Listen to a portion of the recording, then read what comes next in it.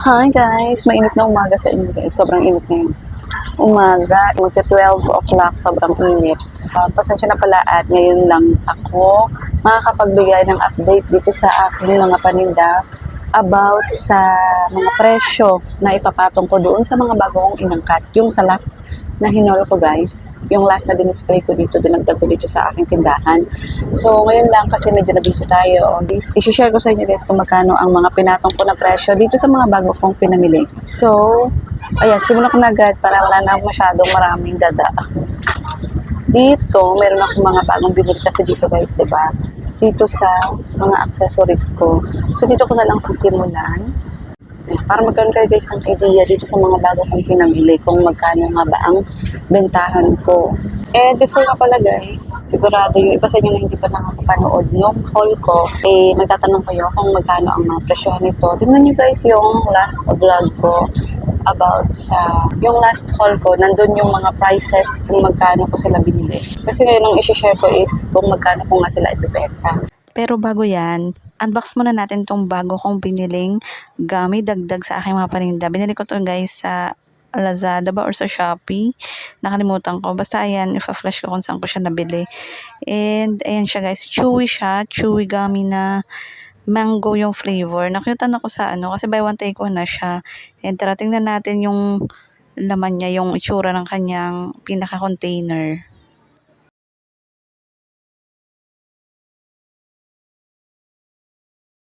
So, heto nga siya guys. Ayan. Bali, dalawa yan guys kasi buy one take one. May kasama siyang pantusok. Ayan. Pero hindi ko naman yan gagamitin kasi sanay ako dun sa pangkimpit ko.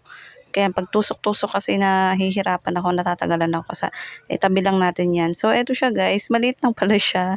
Ang laki niya kasi sa camera. Super cute. Ayan, buy one take one. 169 yan guys, yung isang set. Tapos, dalawang container na siya. Ayan. So, eto siya guys. Napaka-cute ng kanyang container. Ayan. So, again, buy one take one, 169. Tapos, ganyan yung size niya. So, ito ang kanyang laman guys. Tingnan natin.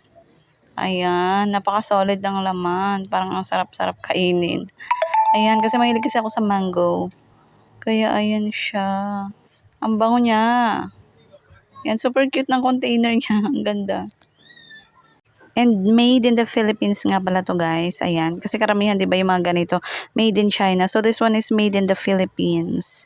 So, ayan. Nakalagay, made in the Philippines. So, ayan. Kung gusto nyo mag-order guys, mag-comment lang kayo at ibibigay ko sa inyo yung link ng pinag-orderan ko ng shop na to. Okay. So, now, proceed na tayo doon sa pagre-reveal ko ng aking mga prices.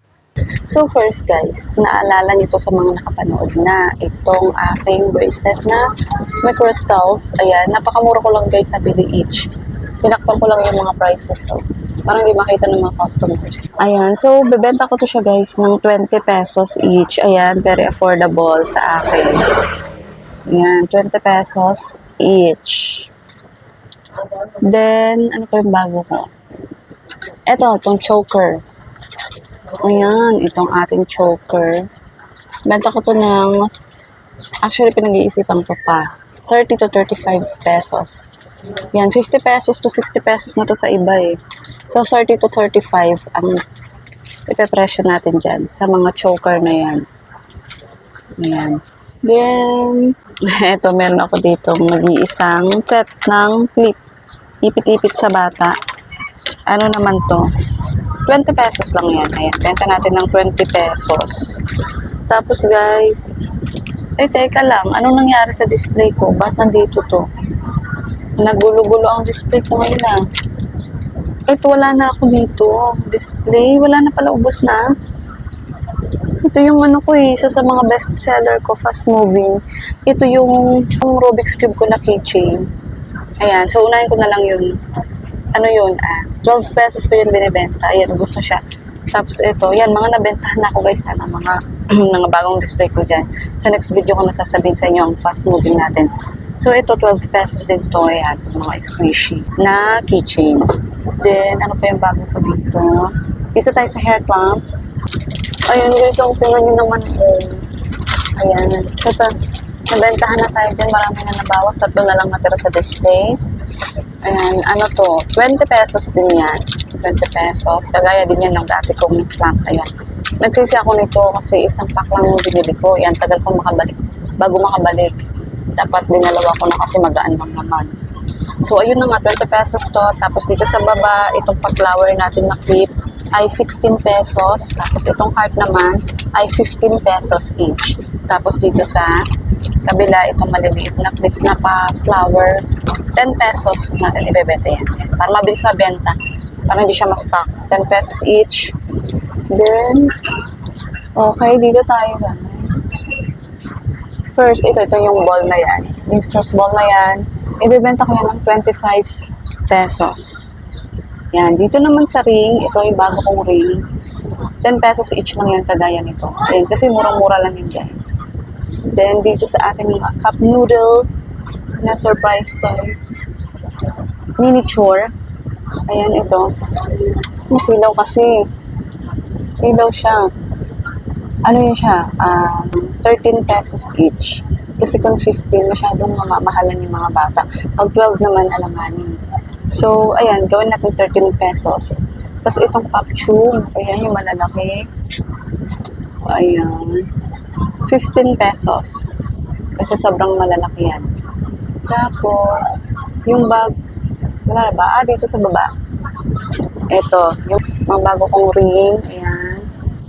Ano yan? 15 pesos pa din yan. 15 pesos each, kagaya nito. Ayan. Tapos, dito sa gilid niya, dito ating mga Jolens. Ayan. Ayan guys, ang dami ng bawas niyan. Ano yan? 4-5 piso ko siya binibenta. Tapos, ayan, bibilisan ko lang guys yung video para hindi masyadong mahaba ang video. Itong mga squishy na to, ayan, sobrang mabenta niyan. Refill ako ng refill ngayon, hindi na ako naka-refill. Magre-refill ulit ako mamaya. 10 piso lang to guys, ayan. 10 piso ko lang yan binibenta. Sobrang bilis, maubos. Kaya sigurado mabilis na.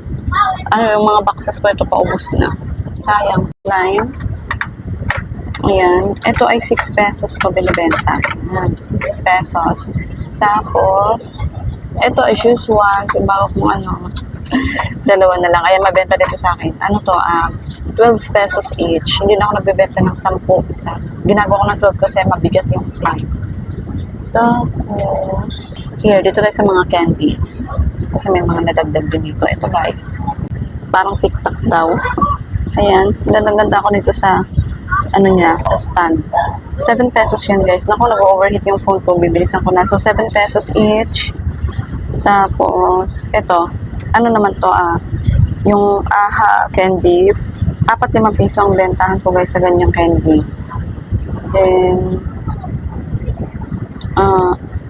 eto, ang lollipop ko, 6 pesos each, 6 pesos na din each to. Ayan, mabibigat kasi ang candy. Kasi ito guys, itong bago ko nga na yung in-unbox ko kanina lang is itong Chewberry Mango na parang gummy, mango jelly cubes. Ano, 4-5 piso. Then, nabanggit ko na ba to? Nung last vlog ko. Tapos ko na to. Ito yung bago ko pa. Ano, 7 pesos guys ang benta ko nito. Ayan, 7 pesos. Kasi isang ano lang yan, isang box lang meron ako yan. Tapos, mabigat yan. So, yun yung mga candies ko dyan. Pero ayan, puno-puno na. So, dito naman sa taas guys, meron ako dito paper wallet, 10 piso isa, bentahan ko niyan. Then, ito mabenta to, may isang bata akong suko nito na halos ubusin niya. Yung character balloon guys, 15 pesos each yan, 15. Tapos, meron ulit tayo ditong stress ball pa, another 125 pesos din yan, kagaya nyo nandun. Ayan, kasi magka-price siya lang sila. Tapos, ayan, yung mga bago kong mga candies guys na mga nakaganito, mga sour. Ito, color pearl, saan pa yung iba? Ayan, yung mga yan. Ito, mga ano yan guys, tig 6 pesos lahat yan. Tapos itong cotton candy ko, 10 piso isa na yung bentahan ko nito. Ayan, 10 pesos yan. Tapos, itong gelatin 10 pesos ko na din ito binibenta. Mabigat din kasi ito eh. Isang pack nito, napakadami. Ito pa, meron pang stress ball dito. Ito din mura lang to guys. 10 piso lang yung isa nito. Ay, 10 piso. 20 pesos. Ayan, 20 pesos ko lang yan binibenta. Ayan. Andito naman guys sa last area na dito sa may mga naka-display dito sa gate. Dito ko diba nilagay yung mga coin purse ko. Tapos, yung pa ba ibang ba? Oh, yung coin purse ang nandito. Tapos, itong bago ko din nabili sa Lazada. Yung pinahabol ko. Ayan na siya, natagtad na siya ng tanggal dahil marami na bumili. 15 pesos to siya guys. Ang bigtaan ko yan. Ayan. So, dito nga sa mga coin purse, itong ganito guys.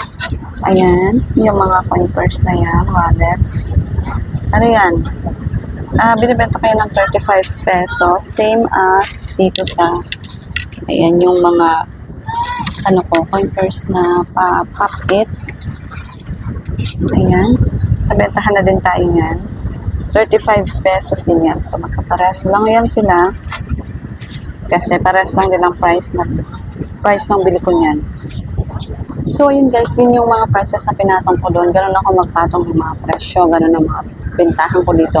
So, sana nagkaroon kayo ng idea kung may pares tayo ng products and kung magkalapit din naman ng mga puhunan ng pagkabili ninyo. So, pwede nyo gayahin yung kung paano ako magpresyuhan.